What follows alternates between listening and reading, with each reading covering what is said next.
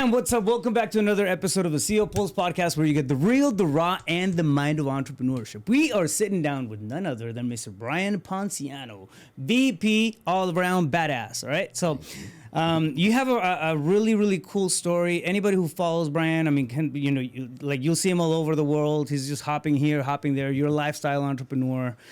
You've been in the real estate space for the last 17 years. Kind of got started when you were around 22, and your background is very dynamic, very diverse. I mean, it goes from growing up in South LA and with Guatemalan immigrant parents, and then developing this whole the thing in the space of real estate, and then really going deep into the whole mindset process. Now you have a community that's known as the Unfuck Your Mindset community. Yep. I mean, to you, it's really like one of the core things, right, that drives business. So I want to dive into all that stuff and just pull on threads, man. I mean, there's so many questions that I have right now. and I want to thank you. Thank you for stopping by, man, and being part of the show. Yeah, so, we've been talking about doing this for a while, but as you mentioned, I'm a world traveler, and that's more than the real estate, the money, the story. The only thing people ever want to fucking talk about or ask about is travel. Yeah, travel. Where'd you go? Where are you going next? It's the end game, man. Like, isn't it? Like, why do we work so much? Why are we all the time doing stuff and systems and processes and this and that and working on ourselves so we can travel and then enjoy ourselves? Like, it's funny how you have. I realized that a few years ago. So I started just like everybody else, a hustler. I said I grew up in LA. I was a kid in the 90s, so the hustling mentality and all the drug dealers and stuff was kind of like shit that I saw. But I didn't want to go down that path, so I kind of took that same mentality and put it into business. And dude, my first tattoo is right across my heart. It says hustle. Yeah. Like, it was like, for me, I think I was like the age of 21, 22. It was like an affirmation that I get to see every day to remind me to hustle. Yeah. Eventually, though, I realized that a lot of people just hustle to hustle. And so, like, I'll give you an example. A lot of people say, I'm doing this for my family. I'm building a legacy for my family. But then you don't see your fucking wife. You don't see your fucking kids. Yeah. You don't spend any time with them. Even when you do spend time with them, you're on their phone. You're worrying about the deal. You're worrying about all this other stuff. So are you really doing it for your kids? Because if you're doing it for your kids, you're doing a real shitty job. You might be there physically. I totally agree with that. You might be there physically, but mentally you're spaced out. I think, dude, I mean, I gotta say, I fell into that role for a while, and it's almost becoming addicted to that hustle mentality, that space where, like, when you have nothing going on, it feels like you're missing shit. Yeah. And it's like, and you're really not. You're so wired and so ingrained in doing that tasky stuff day in and day out that it feels off. And I mean, I know I lost sight of, like, the big picture. Like, why am I doing all this work? Why am I going through all the growth? Why am I because I wanted to have those beautiful moments. I wanted to enjoy myself, have that level of freedom. But when I was having it, I wasn't even recognizing it. No, and the thing is that once you get stuck, I call it the entrepreneurial curse. Yeah. The same thing that helps you go from being an employee to an entrepreneur is the same thing that gets you stuck in that fucking circle. Yeah. Meaning, I could do better. I can make better. I want bigger and better things. So when you're broke, making 10 grand a month, you're like, holy shit, that's a game changer. And then you start making 10 grand a month and you're like, that ain't shit. Let me bump it up to 40, 50, 60, 100,000, right? Yeah. And now you're like, well, I just made 1 million this year, but that's not enough. I need to make more. How can I double that? How can I 10x that? How can I do that? And unfortunately, that hustle culture has really gotten a lot of people stuck in this fucking rat race, where they leave this rat race of working a regular job and they get stuck in this rat race, which is never ending and, unfortunately, very, very unsatisfying. Well, you're just moving the goalpost, right? And it becomes just another arbitrary, thing to aim at. But I think one thing, and I wish I would have gotten a hold of this earlier on, but I realized that it's hard to feel joy from outside sources. Yes. We can borrow happiness, right? I mean, call it that. But we can borrow, I don't know, smiles and a good time with somebody else and everything. But at the end of the day, like, true joy really comes from within. You have to sit down with yourself and figure out what you want, right? Yep. When we're pushing and just, like, making these goals, and then, okay, I crushed that one, I'm gonna make the next one, and then just keep going. It becomes this. You're just in a bigger fucking, rat race. That's all it is, right? That's all it is. And I say, like, some people do drugs to deal with their problems. some people build businesses. Yeah. And the fucked up thing about that example is if you do drugs, society looks down on you. You're a fucking tweaker, crackhead, drunk, whatever. But if you are somebody who doesn't face your problems by building businesses and you just continue to work, hustle, society doesn't talk bad about it. They actually pat you in the back for it. Yeah. Man, yeah, Committed. this guy first guy in, last guy out type of shit. You know, I always point to the example of Michael Jordan, and I saw the documentary that they did recently. I forget what, The Last Dance or whatever the fuck that was called. But anyway, he is the best basketball player of all fucking time. However, what it took for him to get there and the mental torture that he put to keep himself there was, man, I was watching that documentary and I was like, dude, I feel sorry for him. Like, I know that he's always going to be remembered and his legacy is going to be there, but he just seemed, at least at that point of his career, very, very tortured. Like, very tortured. It's like there's something inside driving you. And look, man, we say that we get into real estate to make money. But why do you want to make money? Well, I want to make money to buy a fucking car. Okay, well, why do you want that fucking car? Well, it's because so I can look cool. Well, why do you want to look cool? It's so the girls and the guys and my kids or whatever will respect me, or the people who used to talk shit about me who said I couldn't do it, validation. Yeah. And then you keep on going, why, but why, but why, but why? At the end of the day, what people really want is to feel good. Yeah. Because whatever you think, like, you don't want the car, you want how you think the car is going to make you feel. Yeah. The problem with that shit is that you end up going down the wrong road. You go down the wrong road enthusiastically. Because the only thing worse than going down the wrong road is going down the road enthusiastically. Yeah. Like, hell yeah, man, we're going. So you go, your goal is to get a fucking McLaurin, right? And you're like, I'm going to bust my ass and I get a McLaurin. And that's all you think about and that's all you go. And then you, in your mind, you think it's going to make you happy. And then you get the McLaurin and you're like, you know, made me happy for like 5 minutes. Yeah. I was more excited before I got the car and the anticipation of leading to the car. And now that I got the car, it's like, what else? Now what's next? The pursuit, I think, right? It's one of those triggers. But you're right. I think one of the biggest things that I don't really think I would change.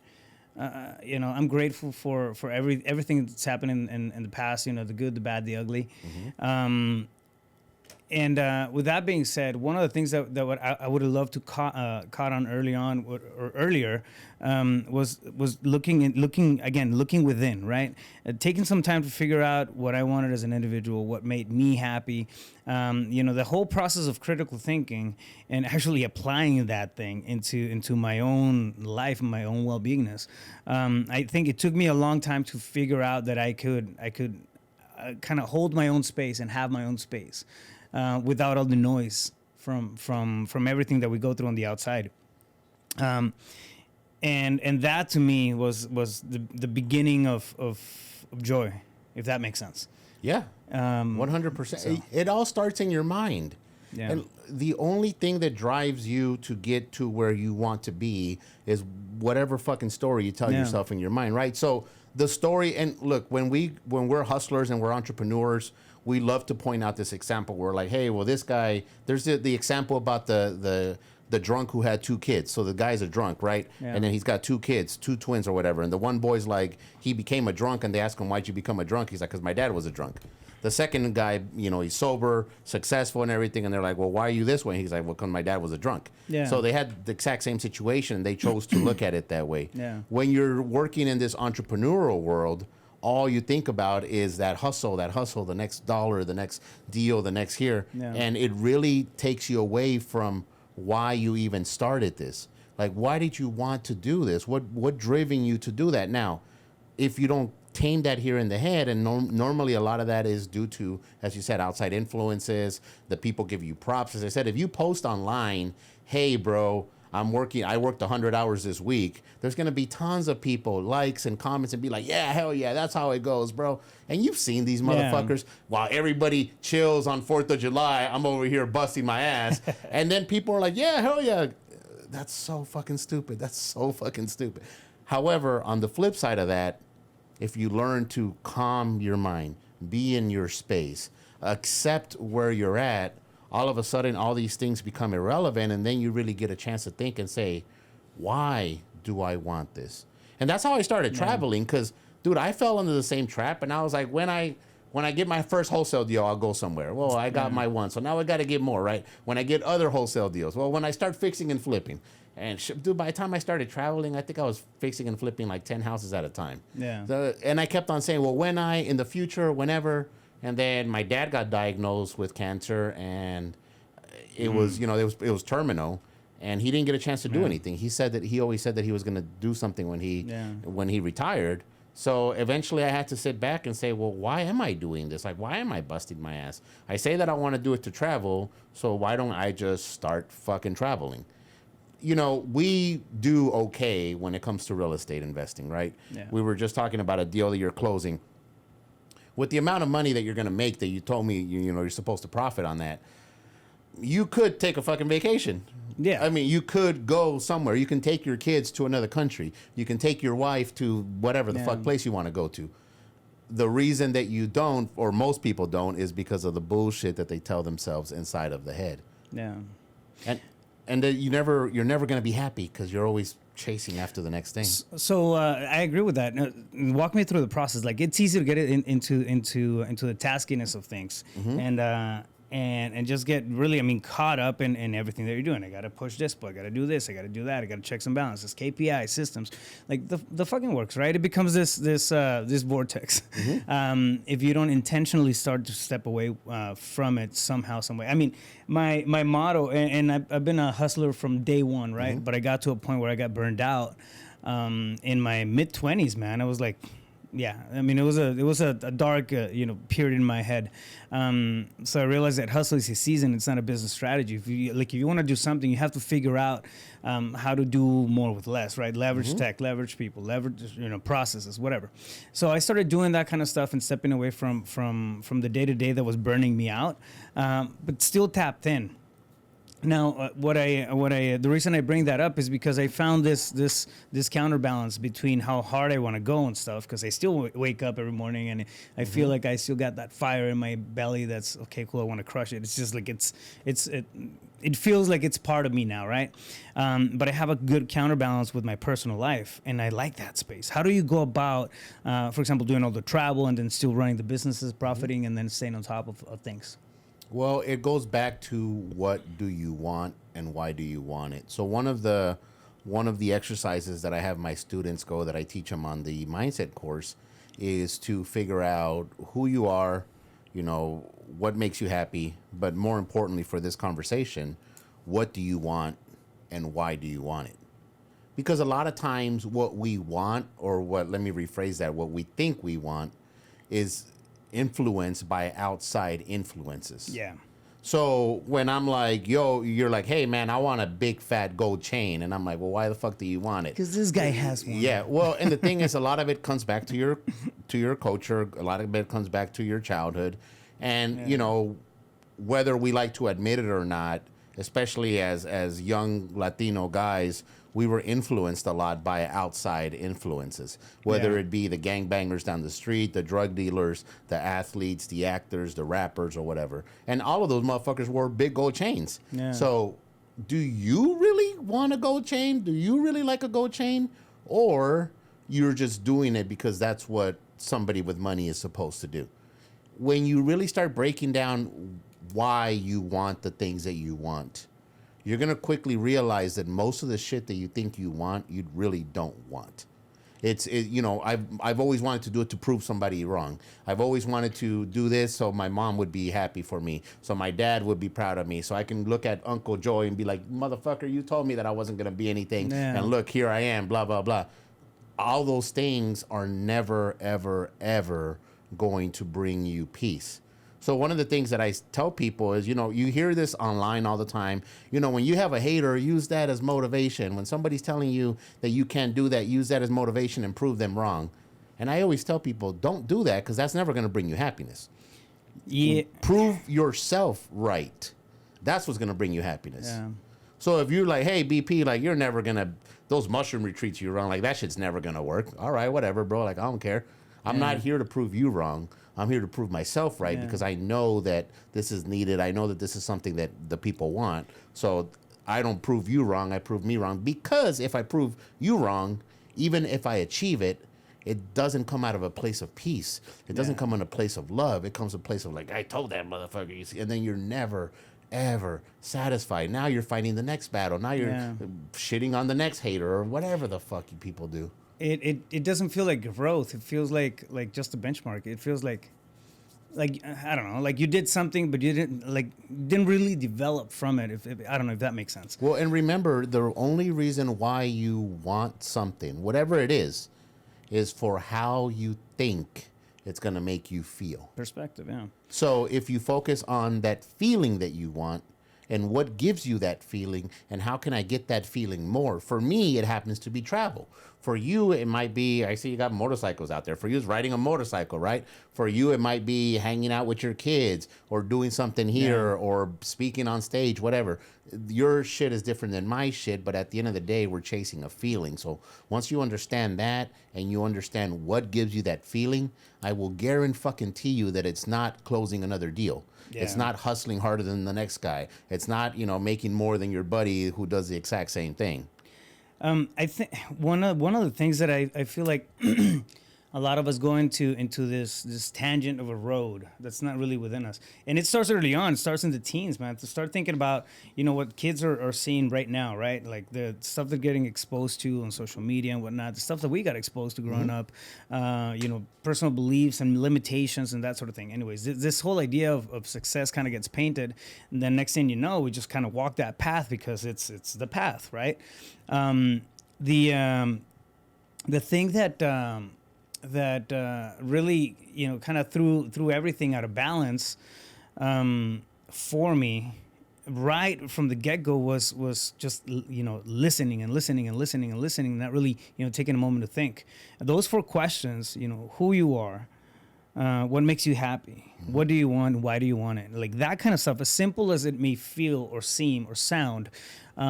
It takes thought, man. It takes sitting with it. If you were to do that, bro, and I fucking promise you that it's gonna be one of the absolute hardest things you've ever done in your life, bro. I can show you volumes and stuff that I've written based off of this stuff. I mean, this is why I feel like personal growth was a thing for me. This is why I got into psychology back in 2008, because I realized that I'm this. I don't know myself. Yep. Like I know what the world around me kind of sounds like, looks like, what I should be looking for in terms of validation. And should is it's a strong word there, but like who the fuck am I? Like what do I like? What do I enjoy? Right. We tend to fall under. So you grew up. You're Mexican, I'm assuming, right? Yeah. So you grew up, with your Mexican parents. You got Mexican culture. You probably grew up in Mexican neighborhoods. There are certain expectations that come with that. 100%. If you're a Mexican guy and you go to this school and you go to blah, blah, blah, and you're supposed to listen to that music. How many times have you heard at some point in your life, that's white people shit, or you sound like a white guy, or whatever? And I'm like, man, fuck you, because I accentuate my words and I know I use punctuation. Like, go fuck yourself. But the whole point of that is that people want to tell you who you are, who you're supposed to be, whether it's, your society, your parents, your culture, your religion. There's a lot of outside influences that tell you what you're supposed to do. Yeah. I used to ask women all the time, because they're like, I want to get married. I'm like, why do you want to get married? Oh, I don't know. Like, that's what I'm supposed to do. It's the thing. Yeah. So you don't, and unfortunately, like in that particular scenario, I always say most of the time when you talk to a woman, they will tell you their dream wedding, but they don't know what their dream marriage looks like. Yeah. They know that they want the flowers and the this and the car and the blah, blah, blah. Very valid point. Yes. But all of that is because of the outside influences. They see the shit. They see the movies. They want that. Why do women want the fairy tale fucking wedding? Yeah. Because they saw it on fucking Disney multiple times over and over and over and over and over. Yo, when I travel the world, people from other countries, oh, you're from the U.S.? Man, I want to go to Hollywood. Yeah. Why do you want to go to Hollywood? Because I've seen it on TV. Because I've seen it in a movie. I want to go to Miami, New York, whatever the fucking place. And anytime you ask people, why do you want to do that? I heard it in a song. I saw it in a music video. I saw it in a movie. I saw it in a TV show. Yeah. Those are outside influences. And very few people know who they are. And look, man, if you don't know who you are, you're going to continue going down the wrong road enthusiastically, because you're going to be like, we see this shit all the time, bro. There's how many ways to make money in real estate? Countless ways. So you've seen people that go, 1 week I'm doing sub twos, the next week I'm doing fucking foreclosures, the next week I'm doing short sales, the next week I'm doing this, the next week I'm doing that. Like, bro, how about you figure out who you are, what you want, what makes you happy, and then look at all of these options and which one is more in alignment with the life that you want to live. And you're absolutely right? Like, becoming a jack of all trades, it's not far from common. Well, you become a master of none. Yeah, in our space. One of the things that I think, it's one of the most powerful things that we can do as individuals is let go of that need for validation. We start to create engrams as we're going through the process of life. And you're right. We get fed perspective. We start borrowing from people who are relatives, people that we look up to, you name it, right? So we create this idea of what life's supposed to be, and then we just take it at cost. Don't even, I didn't know I could question the life around me. I didn't know, like, as stupid as that sounds, I was, the firefighter already, like, had a career and everything. I didn't know I could question things, and like, is this how life is supposed to be? Like, that question didn't land. So until late, like mid-20s, I already had a business by then. I was like, what am I doing?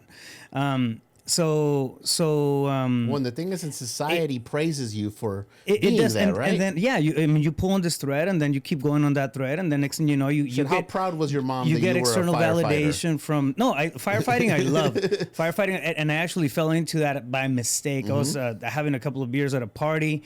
The people around the table left, and I ended up sitting down next to the fire chief. I was going into college.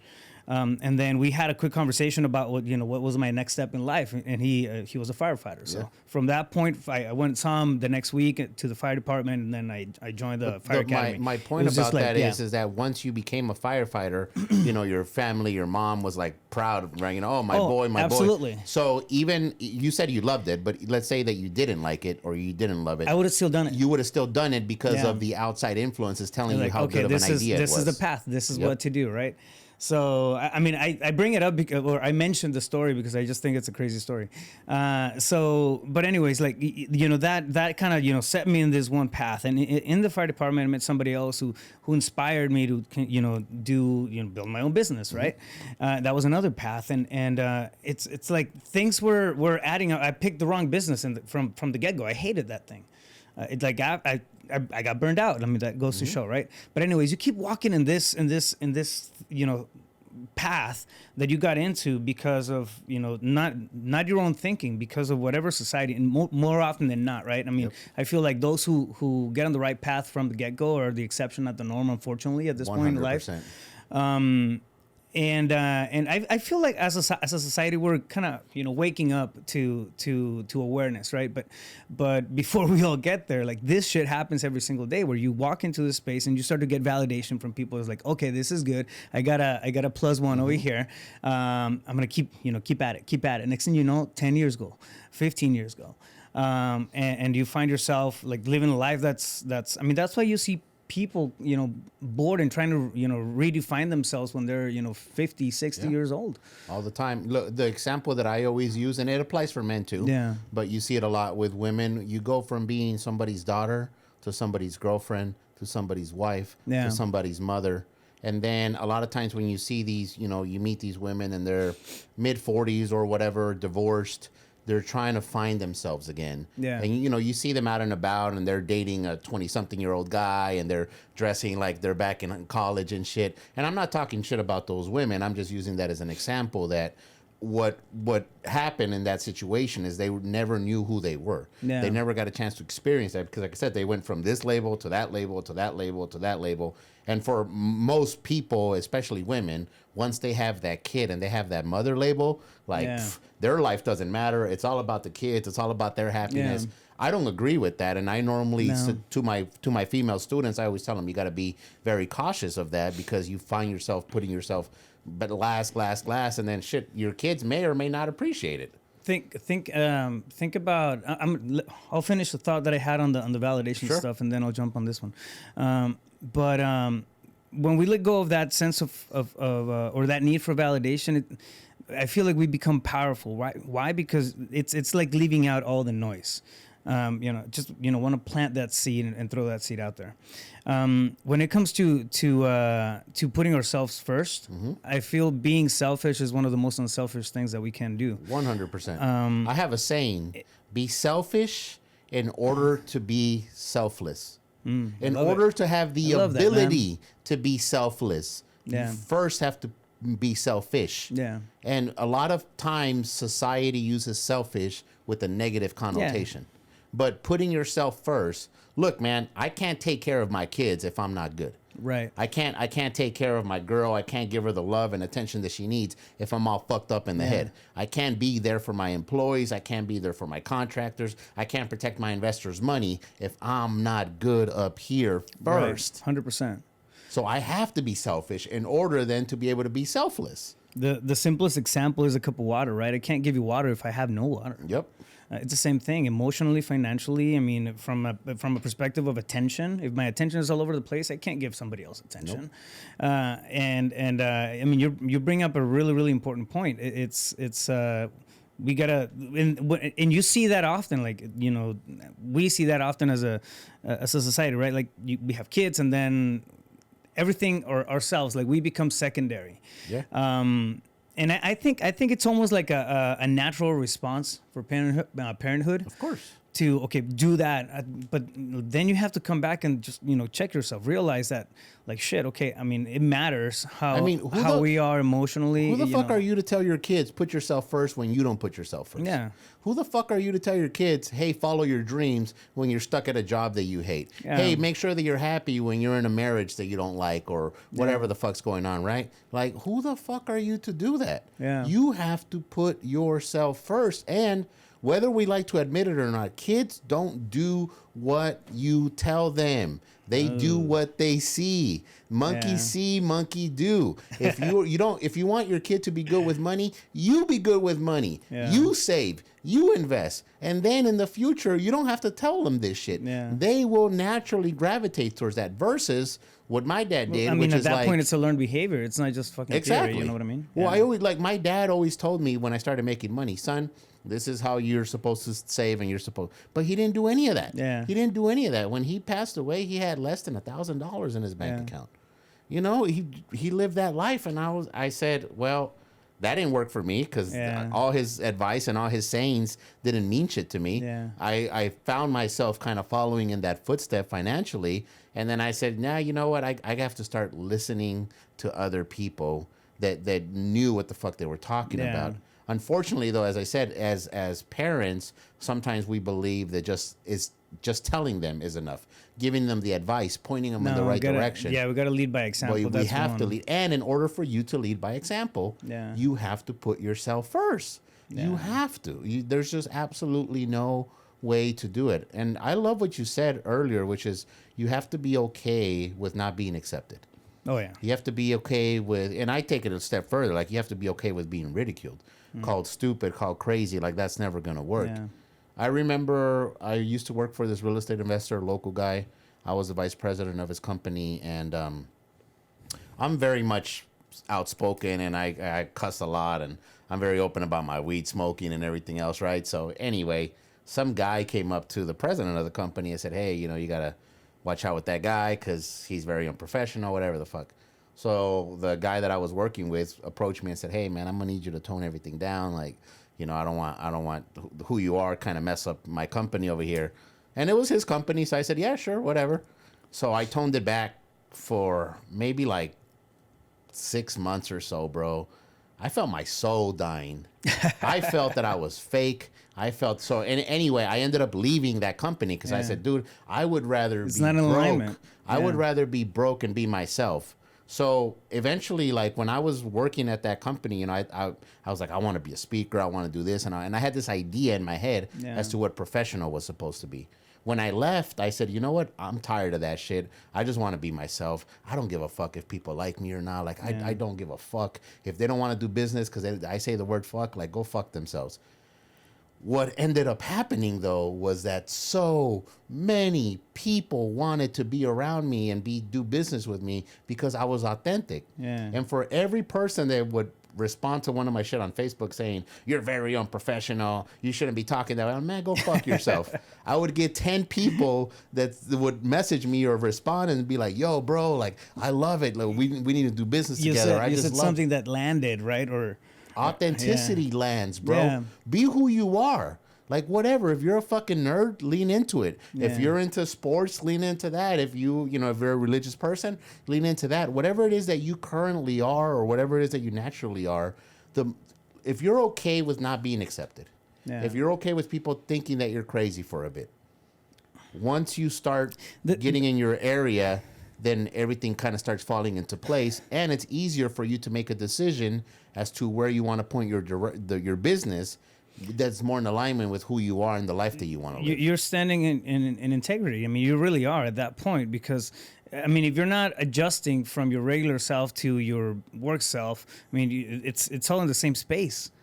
I mean, you see the people that go on for hours and hours and hours, and they can work for 12 hours, 16 hours, 14 hours, and they don't seem to get exhausted. No. Like, it's because they're in that space. Well, they're and just not, being not only themselves. that, but they're fucking freaks of nature, bro. Yeah. Like, let's not bullshit ourselves. Most of us are not built that way. Yeah. But we see those guys or girls and we're like, hell yeah, that's what I'm talking about. Like, that's how you do it. And then you con yourself into like, that's what you need to do. Yeah. When in reality, bro, find your space, find your lane. I learned this from a millionaire, 10 or so years ago, because I was the hustler too.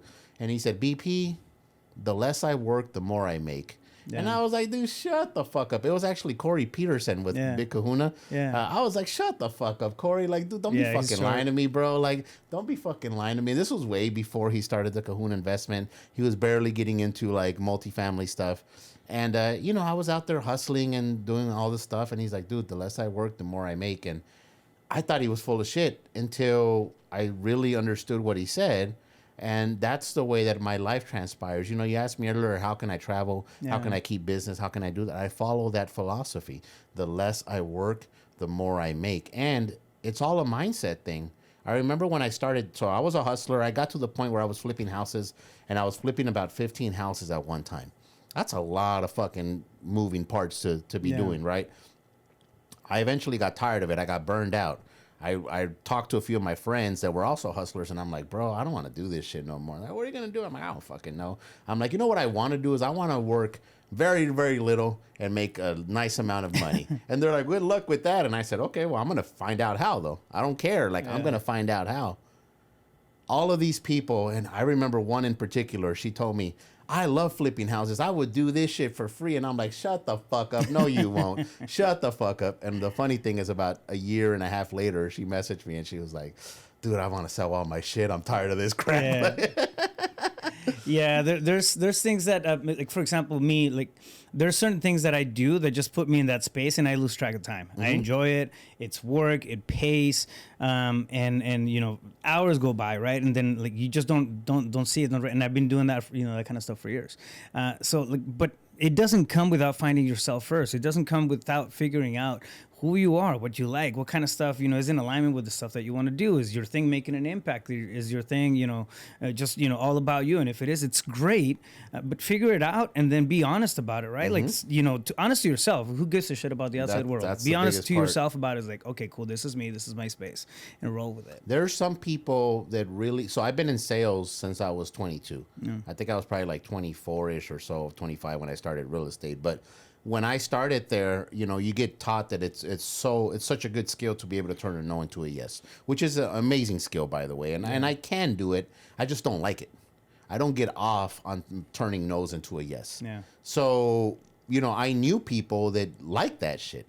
And this is why I don't deal with sellers. I buy directly from wholesalers because, dude, I don't give a fuck how much money you make as a wholesaler, bro. I don't give two fucks. As long as the deal is good for me, I don't care what you do. And actually, I'm willing to pay you a nice amount just so I don't have to talk to the sellers because I don't want to deal with them. I don't want to beat them down. I don't want to smack them into reality when they think that their house should be selling for top dollar and it's all fucked up.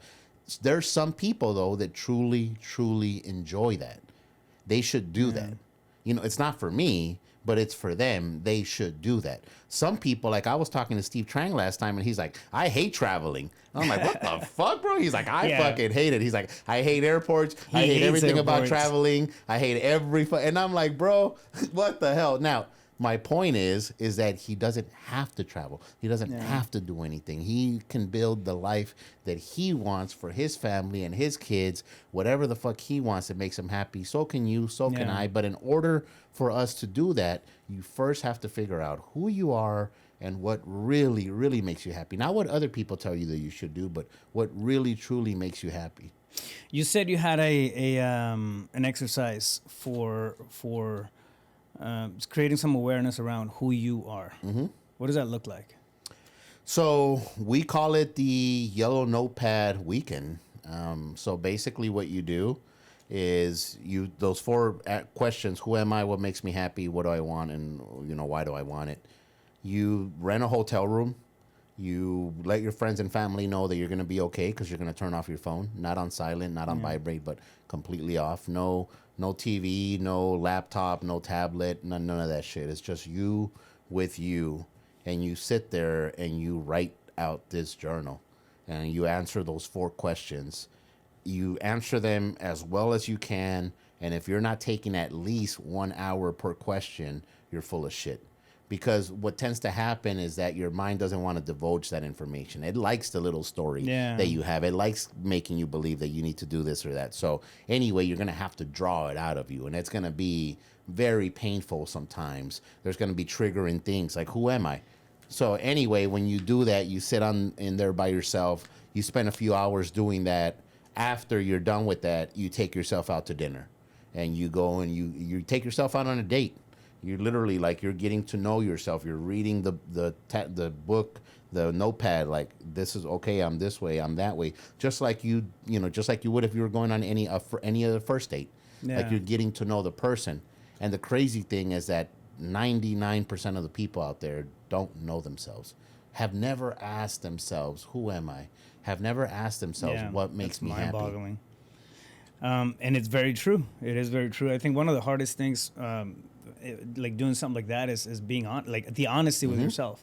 Like, holy shit, I am procrastinating on a lot of stuff that I shouldn't be. I am lagging on this. When we and I say we, when I say we, I speak for myself. Of course. Like, I'm just thinking about when I started doing this kind of stuff back in 2008, 2009, and through the years it became a practice, right? But it's something that's ongoing. It doesn't happen one time and then you just you create a catalyst, right, with something like this, where you start realizing things and then you build on that kind of stuff. You evolve with that kind of stuff. You have to be willing to accept the truth first, though. Look, we're all liars. Like, every human being ever lived. I don't give a fuck what religion, holiness, whatever the fuck. We're all fucking liars. The number one person that we lie to the most is ourselves. Yeah. And we lie to ourselves so much that we buy our own bullshit. Yeah, and create stories around it. Yeah. And the thing is, the truth will set you free, but first it will piss you off. So if you were like, and I don't know your situation, but I'm just making shit up. Let's say that your dad wasn't around, right? And you're like, well, fucking that's pretty on blah, point. blah, blah. That's pretty point. Yeah, motherfucker, like that guy, he didn't teach me how to be a man, so I don't know how to be a good father because he didn't teach me. Yeah. That could be your story, and you could completely do it. And then when your kids are like, Dad, blah, blah, blah, you should be more, go have, fuck, I don't fucking know. Yeah. It's not until you accept, hey, man, I'm choosing to act this way. Yeah. I'm choosing not to be there for my children. I'm using my dad not being there as an excuse. Yeah. Because you build this story around you, and once you build the story, you have to go out of your way to make that whatever story's in your head come true. Yeah. And I always use the example, and we've all seen it, beautiful friend in high school or cousin or whatever, like a beautiful woman who thinks she's ugly. And she thinks she doesn't deserve good. And she's got all these good men lining up to be with her, but she keeps on choosing the loser after the loser. Why? Because deep down inside, she feels like she's a piece of shit. So the outside world has to validate that for her. And she will literally go out of her way to have that validation of what's internal in here. Yeah. Well, to validate her own story. That's what I'm saying. Yeah. Like, that's the internal validation. Yeah. So when you are able to call yourself out on your bullshit and admit, like, hey, so I'll give you an example, and this is a fucking amazing example for me. I was hustler fucking thing. I started doing this exercise, and eventually I became real honest with myself, and I'm like, dude, I'm fucking lazy. Like, I don't really like working. Like, I'm good at working. I have an amazing work ethic, but I don't fucking like it. I've been lying to myself like I like it. I'm a hustler. Yeah. I'm the first one in, last one out, all this bullshit. So I was like, yo, that completely shatters my whole story that I've been telling myself, that I'm a hustler, that I'm a hard worker, that I'm a this, that I'm a that. As I started accepting that, yeah, I am lazy, I started shifting my business as to like, how can I get more done with the least amount of stuff? And really what it came down to is this, not that I'm lazy, is that I don't enjoy working. You know, working is a tool for me. It's not my end all be all. It's not even my identity. You know, when you asked me in the beginning, how do you want me to introduce you, real estate investor, blah, blah, blah. Like, none of that shit fucking matters. None of that shit. That's just how I make money. That's not who the fuck I am, right? Yeah. So when I started realizing who I am and that I admitted that I was lazy, then I went from, well, fuck, dude, I'm flipping all these houses. How can I get to not working? Then I started focusing a little bit more on cash flow. Then I started focusing a little bit more on multifamily. Then I started focusing on like mobile home parks and shit. Because as I continued growing, like when I went from single family, I was like, yeah, this is bringing me cash flow, but I still have to work a lot. Yeah. Then I did multifamily, and I'm like, damn, well, fuck, this is bringing me cash flow, but I still got to manage the fucking manager and handle all this shit. Like, I don't really like this shit. Then I moved into land and mobile home parks, and I was like, well, this is a little bit more my style. Like, I don't get calls. Like, dude, when you own a mobile home park and they just do lot rent, they can't fuck up your shit. There is no leaky toilet. You don't own the mobile homes. They do. There's no leaky toilet. There's no roof. There's no bullshit. Yeah. What I like about that, man, is that you figured out like you had that truthful and honest conversation with yourself, right? That led you to a question. That question led you to this whole discovery process about yourself. Yep. And then you were talking about, you know, the possibilities and how we change from one niche to the next niche to the next niche, and then, you know, we end up being master of none. Yep. But because of that question, because of that honest conversation that you had with yourself, you got to the point where like, oh shit, I mean, this is a good niche. Mobile home parks, lots. Yeah. Land, mobile homes have been amazing to me for that reason. I'm currently moving into creating notes and becoming the bank for the same fucking reason. But here's the thing, guys, is that if I didn't know who I was and I hadn't admitted that to myself, and by the way, it pissed me off the first time I had to admit that I was lazy. It went against everything, every fucking story that I had told myself, right? So once I admitted that and I understood that and I understood, hey, like, how can I make more money with doing less amount of work? Because I want to travel, because I want to be able to do what I want, when I want, with whoever the fuck I want, however the fuck I want. Yeah. So as I started doing that and I started moving in that direction, every time that I changed what I was focusing on was not because it was a new shiny object, because there's tons of those in real estate.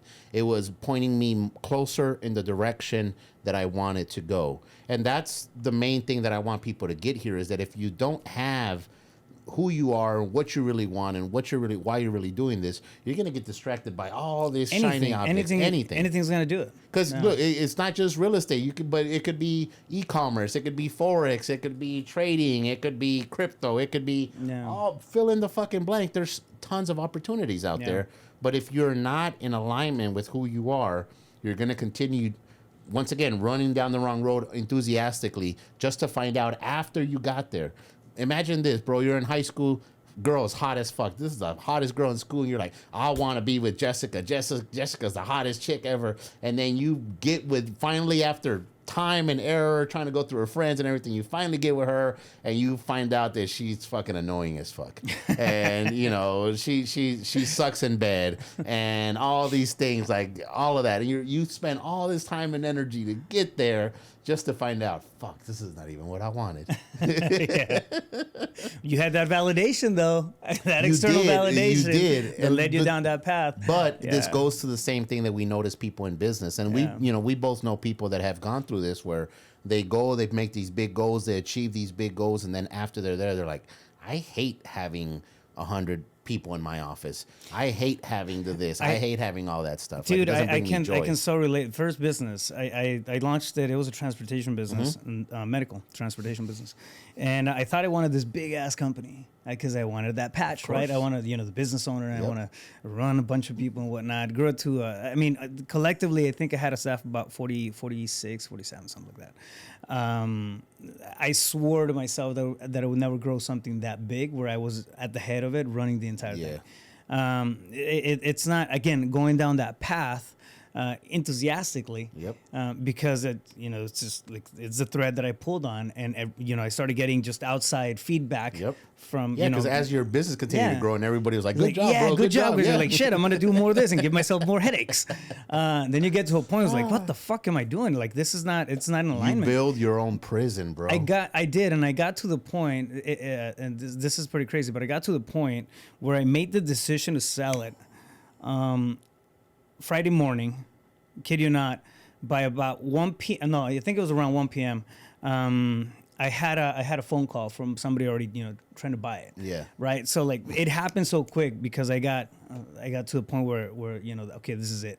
Like this is I'm gonna turn into this sour old man that hates life. But validation is really good. The outside info, the feedback is really good, but it's not in alignment with the stuff that I want to do. I mean, it was a good business, and I'm grateful for it because I learned a lot at the end of the day, though. But it wasn't. I'm happy I caught it in time that it wasn't the thing for me. What I wanted to do was make an impact. I wanted to have ripple effects. I wanted to create stuff. And to me, what has been extremely beneficial in figuring out who I am, what makes me happy, what makes me tick, meditation, journaling, and psilocybin mushrooms. You're big into medicine, right? Big into medicine. I think like most people, I've tried mushrooms when I was younger, when I was in my teens and early 20s for like recreational purposes. Sometime after my dad passed away, which was about 8 years ago, somebody had gave me some, and I took some honestly, I wanted to go fuck off. When I told you my dad died, he didn't have any money in this stuff, so I was successful, and I was responsible for everything, bro. I'm talking about everything. So because I was responsible, I had told myself, like, I don't have the luxury to grieve. My mom and my dad and my sister, my brother, like they can grieve all they want, but I gotta provide. I gotta be man, Fuck, dude. I took those mushrooms for the concert, went there, came home, and I was like, man, whoever sold me ripped me off. These motherfuckers didn't work. I'm at the house by myself. And you're talking to the pink elephant, telling him this, that the mushrooms are off? Dude, there was nothing. Like, I didn't feel nothing. I didn't sense nothing. I didn't feel anything. Because in my mind, I was like, I'm going to go to the concert, and the music and the lights and everything is going to be, I'm going to be tripping balls, and it's going to be fun. But when I got home, like I said, I rolled up a blunt. I started smoking it, and it was like 2 a.m. All of a sudden, all of this shit that I've been holding back about my dad just poured out. And I cried for maybe like 5 hours straight or something. Just all of the guilt and all of the stuff and the anger that I had and everything that had to do with my dad's passing. Shortly after that, I started researching it, and I was like, what the fuck happened? Because I'm used to taking them and, party. And I started realizing that it was medicine, and every ancient culture has used some type of psychedelic, whether it's the toad or the ayahuasca or the DMT or whatever the fuck they're doing. So I started doing more and more in regards to my own personal healing.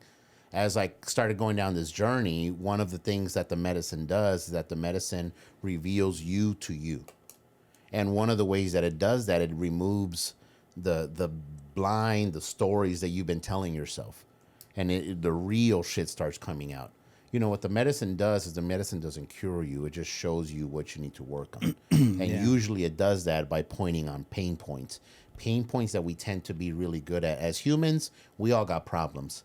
The biggest shit with us humans is that we choose to ignore our problems. We choose to lie to ourselves. We should be like, man, you know what? Fuck that girl. That one girl that dumped me and used me for my money? Fuck her. I don't think about her ever again. But man, fuck my dad. Like, fuck that motherfucker. He wasn't around. Like, I don't need that motherfucker. But pain, insecurity, hurt, trauma, all of these things that we hold inside, the medicine has a way.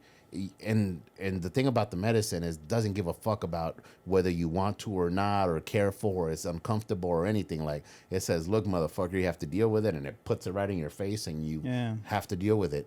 And to me, it's been one of the most amazing things. So amazing that about 3.5 years ago, I started hosting retreats. So I'm actually hosting my next one here in September, and it's going to be my 10th retreat that I've been hosting with. Yeah, I mean, I've never done medicine, but I've heard it's almost like an unlocking of your subconscious, like all that stuff that's bottled up, all that It's an honest interview with yourself. And bro, like number one, if you want to make somebody uncomfortable, put them in a room by themselves with absolutely nothing to do, just fucking think.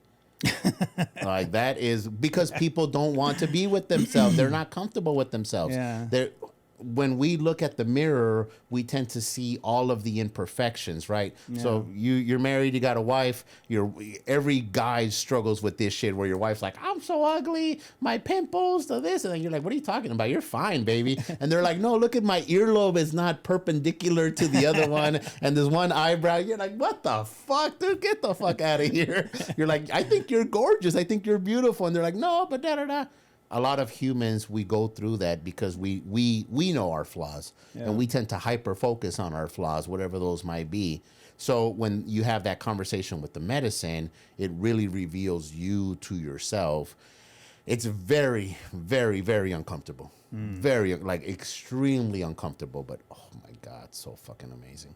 Wow. After think about it like a really hard workout, like a really you got a trainer and this motherfucker kicked your ass for an hour and a half and you're like, fuck dude, this is gonna hurt for 2 weeks, I already know it. But at the end of the day, after that period, you're like, man, I'm glad I did that shit. Feels good. Yeah. It's interesting. There's so many things, man, that we hide. We don't, I guess not hide, but don't realize.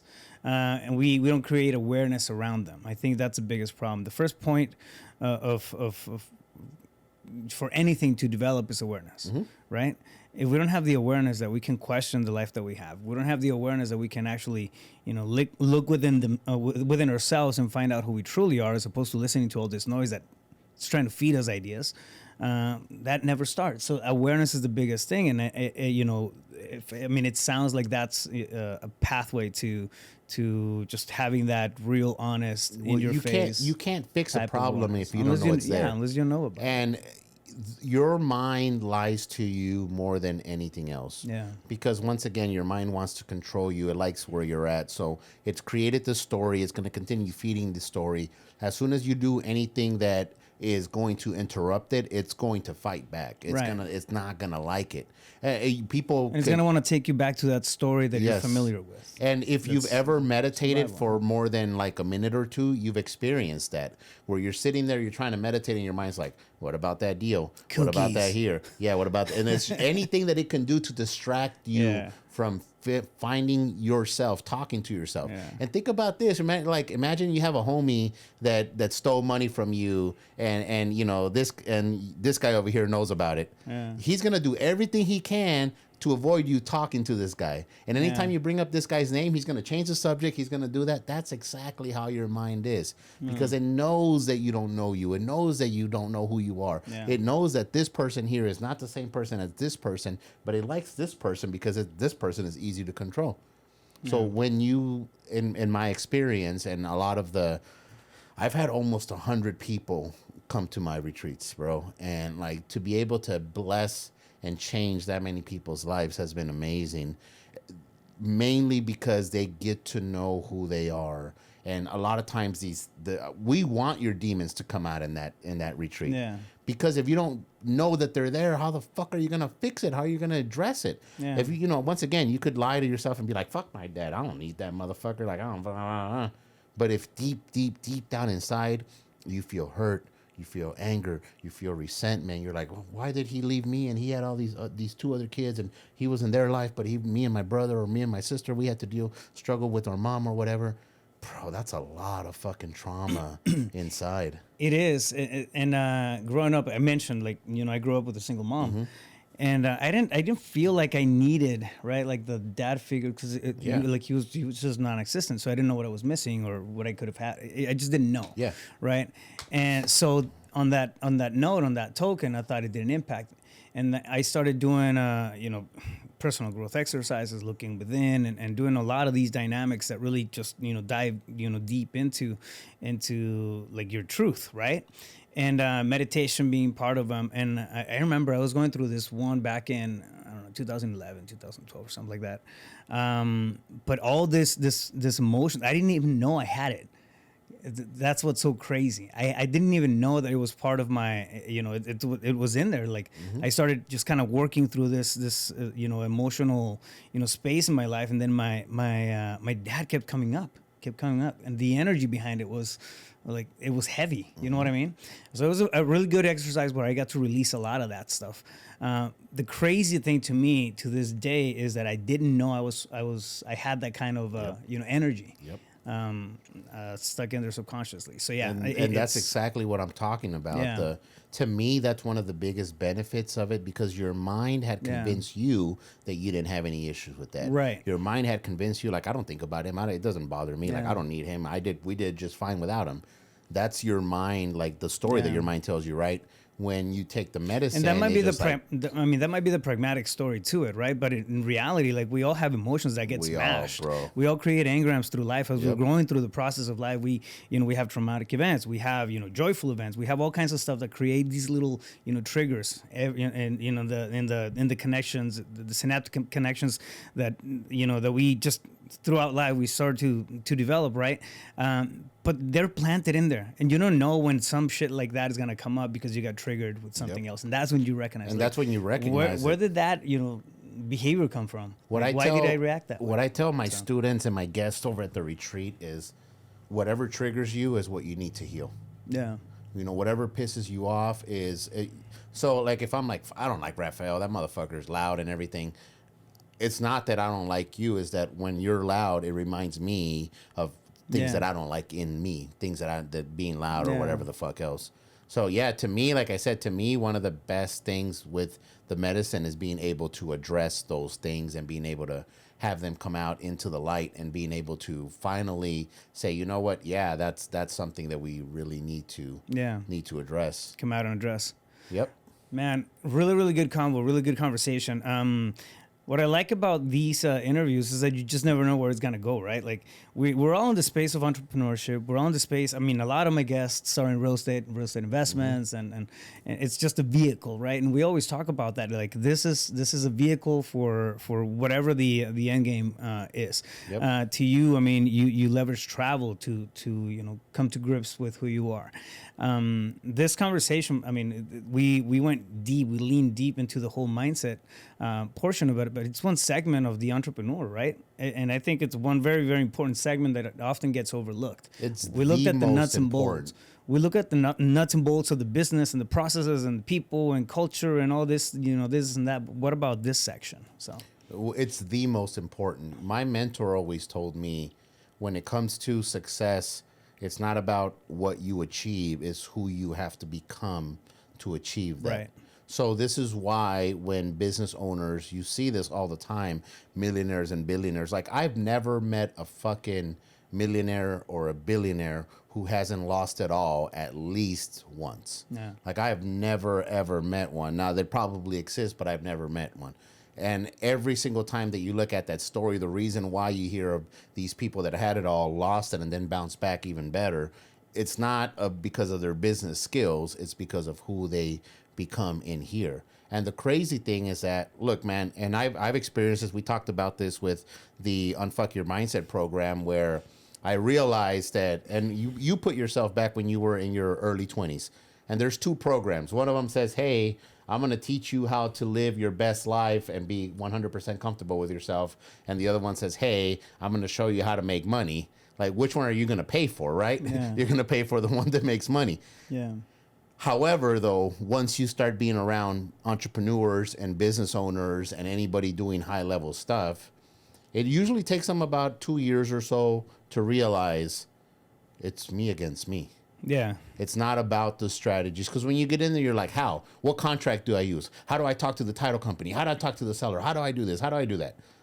Eventually, it's like, okay, bro, how about we figure out your why? Yeah. Because that's more important. You know, talking to sellers and stuff, like, that shit gets annoying after a while. But if your why is deep enough, it's strong enough, then it's going to point you in the direction that you should be going. It's really the hidden battle, man. That it's not talked about. You go to, I mean, I don't know, just take a course on entrepreneurship. They're not gonna tell you that portion of it. They're gonna tell you how to manage people, how to do this and that. But if you're if you're not right here, like you mentioned earlier, whatever you do, whatever pragmatic action you take on the outside of that, it's not gonna land. Why? Because you're not in alignment. Well, and I mean, you've gone through a lot of things, so you can attest to this. Every single time that you leveled up, it started here. The only reason why you went from working a job to starting your first business is because you accepted it here. And you know what happens to 1,000% true. It starts here. It starts in the mind, right? And then you take that first step to. I drew it on my notebook upstairs. But you take that first step and you scale one, you go one up. Fears, uncertainty, doubt, belief, self-belief, feelings of worthiness, all that shit comes back. Yep. Like one thing to understand, I want people to completely get through their be comfortable with, is that we're evolving all the time. If you put yourself in a new situation, a new thing that's going to demand a higher, better version of yourself, all those feelings are going to come back. Why? Because they're engrams. They're part of our psychology. It's not about it's not about putting them down or pressing them. It's about understanding that they're there. Like, shit, that's not going to stop me. Yep. I'm going to push forward through it. It's another emotion. It's another feel. New level, new devil. Yeah. Is something that I always teach my students. And if you go from, hey, let's say you're watching right now and you're working a 9 to 5 and you're like, I want to be like Raphael. I want to be like BP. I want to travel the world. Okay, well, how about we go to start your first business, right? Yeah. Well, I don't know, maybe I'm not good enough, whatever. So then you start your first business, and then you're like, okay, well, fuck, I want to get into real estate. Well, I don't know, I'm not good enough. And then you start wholesaling, right? And then you're, okay, well, how about we go and we fix and flip a house? I don't know, who's going to let me borrow money? How am I going to do that? And then you get past that point, multifamily, and whatever. As you continue leveling up, every single level has a new devil. But as you mentioned, it always roots back to the same shit. That's why when people come to my retreats and they're like, I used to think that way about my dad, but I'm over that now. I'm just like, all right, bro. let's have a 5-minute conversation. The thing is, I don't have to. The medicine will just draw it out of them. But it's so funny how people are like, I thought I dealt with that. I went to therapy about that fucking 5 years ago. Like, I'm all good with that. Usually, most of the time, the shit that holds us back, the fears, the insecurities, the feelings of unworthiness, it's all ingrained in our mind from a very, very young age. Right. So as you said, every time that you level up, you face the same shit, but just on a different level. Yeah, you do. One of the biggest things that can be a catalyst for that conversation is leaving, just being open-minded, right? Leaving ego out of it. It's to me, I mean, that was when it first hit me. It was like, well, why is this coming up? Like, I never need, like, no, like, I'm my own man. Like, why the fuck am I having, emotion behind this or energy behind this? 100% it was my ego talking. Yep. It just is. Yep. We're emotional beings. Like, we're human beings. It's part of that emotional journey. Stuff and gets attached to us as we go through the path of life. It's normal, right? It's up to us to realize that they're there. It's up to us to really work through them when we realize that. So, yeah. Yep. And getting past that ego is definitely the hardest things for people, because once again, that's that little voice inside of your head that tells you, man, fuck that motherfucker. You're gonna let them do that. You're gonna let them laugh at you. You're gonna run around. Like, that's the ego speaking. When I was talking about validation was a big thing for me. Mm-hmm. Like, I mean, it was everyone. And I know it's kind of like it's one of the standards, right? And the shit that holds the human race back. How many people say, I don't give a fuck. I don't give a fuck. But you do. Like, the ones that say that the loudest are the ones that care the most. It's that, like, letting go of that portion was ego. Mm-hmm. Like, you know what I mean? Like, I was holding on really, really strong to that need for validation because of ego. I wanted to boost, my worthiness through the acceptance of others, of the people I didn't even fucking know. And that's what's so crazy, right? It's all ego. Like, ego's playing, it's big part in that, all that stuff. So I think, getting to a grip or understanding that outside validation doesn't really do you. It's nice to have it, whatever. It's out there. It's going to happen whether you want it or not, either negative or positive, right? When you're doing stuff and you're acting in your lane, there's always people come in and judge. I mean, we call them haters, whatever, right? They're there. It's just noise. Come back to grips with yourself, with your inner self. Have that conversation that starts and ends within, and figure out who you are without listening to that ego portion, because ego's gonna make you do a lot of crazy shit. I've basically told myself that I don't have any haters. Like, I'm sure there's people that don't like me, but who really has a hater? Like, do you have anybody that truly, truly hates you, that goes out of their way every single time to make your life fucking miserable? Probably not. No. There may be somebody who don't like you. There may be somebody who talks shit about you or whatever. That motherfucker, he thinks he's all that or whatever. But really, like, who the fuck? Yeah. And now, a hater is some bullshit that you tell your ego tells you in the mind. You're like, man, fuck that motherfucker. But in reality, like, that motherfucker probably doesn't even think about you. It's noise. Yeah. It's noise. It's just noise. It's just background noise. Yeah, exactly, in our own path. So I don't know. Those two they hold hands. They work together. They go hand in hand. But it's up to you to recognize that. 1000%. It's up to you to admit, hey, I have been letting my ego take control. I have been falling victim for that. I haven't taken personal responsibility for this. I keep on blaming this and that, when in reality, it always starts and it always ends with me. Yeah, absolutely, 100%. BP, great conversation, bro. There's one question that I love asking before we wrap up, and that's, if you were walking down the street and you ran into your 17-year-old self, what would you tell that kid?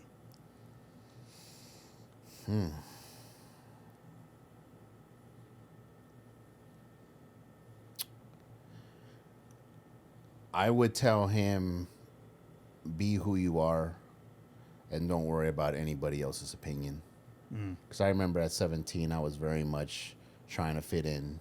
I was being what I just wasn't inside, trying to fit in with my friends and my culture and stuff. And as I mentioned, it's been wonders for me, for relationships with my kids, for business, everything else is just truly accepting who I am and leaning into it. And, as I get older and I continue doing more internal work and more of the meditation and the medicine and the journaling and all the stuff that I do, it always goes back to healing that younger self. Yeah. Because we held ourselves at these standards that were just bullshit. We just didn't understand what was going on. So that would be the first thing. The second thing would be, it's okay for people not to like you. Like, it's totally fine. It doesn't matter. Actually, you don't want these people to like you anyway. If I was getting validation from high school, I went to Trevor Brown High. If I was getting fucking validation from those motherfuckers, that means that I was not doing the right thing. I didn't realize that till later, Yeah. And then the last thing would be, real estate is an amazing vehicle. Learn how to save and how to manage money. And that's that really, you're set for life after that. Yeah, I love it, bro. Great combo. If somebody wants to get a hold of you, maybe find out more about what you do in terms of the retreats, or just reach out to you, sure. Have a combo, pick your brain. Where's the best place to find you? The easiest way to get a hold of me is on Instagram at Cashflow Creator. Once you go on there, you'll see how I actually spell my name, and you can always connect with me on fucking on TikTok or on Facebook or anything. But a Cashflow Creator is the easiest. Cashflow Creator. Yep, we'll do Cashflow Creator. Yeah, we'll drop it in the show notes. It's easy for people to do that, and then you'll see me. As I said, I normally host the mushroom retreats 3 to 4 times a year. I do a bunch of other events. I do public speaking, and then more than anything, you'll see my travels. Like, I'm going to be in Brazil in 2 weeks. Nice. So I'll be out there. That's living badass. Life. Love it, bro. Pleasure having you. Thanks for the time, man. It's Glad always we good to finally see make you. it happen. Yeah. I know it took a minute. Well worth it though. Yes. All right, fam. There you guys have it. Stay focused. You got this.